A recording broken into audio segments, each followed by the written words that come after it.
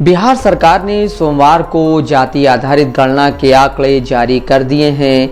गांधी जयंती के दिन बिहार सरकार के मुख्य सचिव समेत अन्य अधिकारियों ने यह रिपोर्ट जारी की।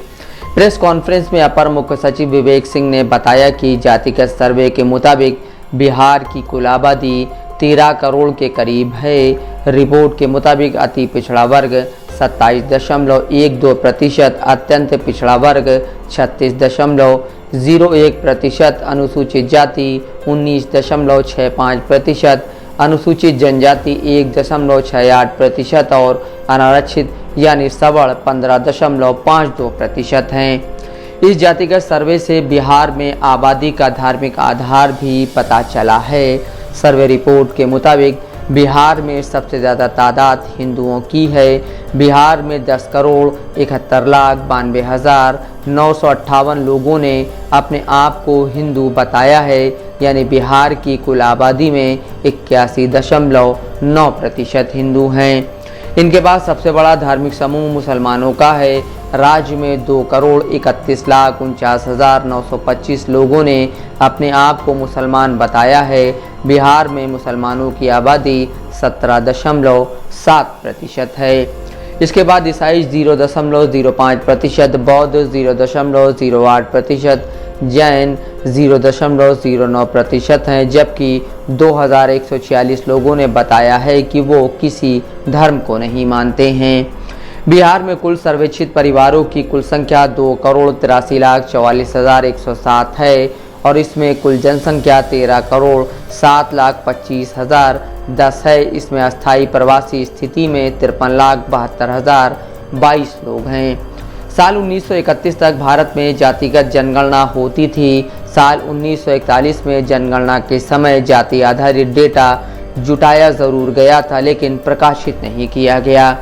साल 1951 से 2011 तक की जनगणना में हर बार अनुसूचित जाति और अनुसूचित जनजाति का डेटा दिया गया, लेकिन ओबीसी और दूसरी जातियों का नहीं दिया गया। इसी बीच साल 1990 में केंद्र की तत्कालीन विश्वनाथ प्रताप सिंह सरकार ने दूसरा पिछड़ा वर्ग आयोग, जिसे आमतौर पर मंडल आयोग के रूप में जाना जाता है, की एक सिफारिश को लागू किया था। ये सिफारिश अन्य पिछड़ा वर्ग के उम्मीदवारों को सरकारी नौकरियों में सभी स्तर पर 27% आरक्षण देने की थी। इस फैसले ने भारत, खासकर उत्तर भारत की राजनीति को बदल कर रख दिया। जानकारों का मानना है कि भारत में ओबीसी आबादी कितनी प्रतिशत है, इसका कोई ठोस प्रमाण फिलहाल नहीं है। मंडल कमीशन के आंकड़ों के आधार पर कहा जाता है कि भारत में ओबीसी आबादी 52% है। हालांकि मंडल कमीशन ने साल 1931 की जनगणना को ही आधार माना था। इसके अलावा अलग अलग सियासी पार्टियां अपने चुनावी सर्वे और अनुमान के आधार पर इस आंकड़े को कभी थोड़ा कम, कभी थोड़ा ज़्यादा करके आंकती आई हैं।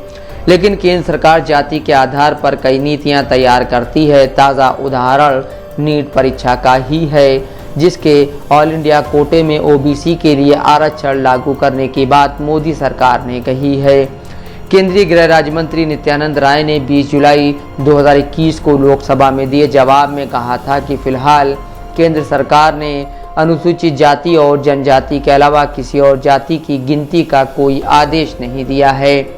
पिछली बार की तरह ही इस बार भी एससी और एसटी को ही जनगणना में शामिल किया गया है। आज भले ही बीजेपी संसद में इस तरह के जातिगत जनगणना पर अपनी राय कुछ और रख रही हो, लेकिन 10 साल पहले जब बीजेपी विपक्ष में थी, तब उसके नेता खुद इसकी मांग करते थे। बीजेपी के नेता गोपीनाथ मुंडे ने संसद में 2011 की जनगणना से ठीक पहले 2010 में संसद में कहा था, अगर इस बार भी जनगणना में हम ओबीसी की जनगणना नहीं करेंगे तो ओबीसी को सामाजिक न्याय देने के लिए और 10 साल लग जाएंगे, हम उन पर अन्याय करेंगे।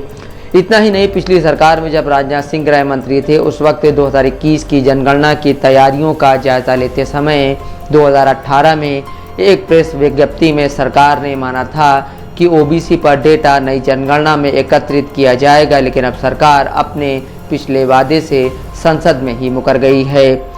दूसरी ओर कांग्रेस की बात करें तो 2011 में SECC यानी सोशियो इकोनॉमिक कॉस्ट सेंसस आधारित डेटा जुटाया गया था।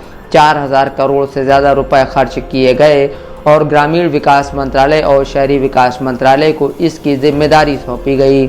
साल 2016 में SECC के सभी आंकड़े प्रकाशित हुए, लेकिन जातिगत आंकड़े प्रकाशित नहीं हुए। जाति का डेटा सामाजिक कल्याण मंत्रालय को सौंप दिया गया, जिसके बाद एक एक्सपर्ट ग्रुप बना, लेकिन इसके बाद आंकड़ों का क्या हुआ इसकी जानकारी सार्वजनिक नहीं की गई है। माना जाता है कि SECC 2011 में जाति आधारित डेटा जुटाने का फैसला तब की UPA सरकार ने राष्ट्रीय जनता दल के नेता लालू प्रसाद यादव और समाजवादी पार्टी के नेता मुलायम सिंह यादव के दबाव में ही लिया था। विपक्ष में आने के बाद कांग्रेस ने भी 2018 में जाति आधारित डेटा प्रकाशित करने के लिए आवाज़ उठाई थी, लेकिन उन्हें सफलता नहीं मिली। दोनों ही राष्ट्रीय पार्टियां विपक्ष में रहने पर कुछ और बात करती हैं, लेकिन सत्ता में आते ही उनका रुख एकदम से बदल जाता है। Mohammad Asim Siddiqui, Dastak live news.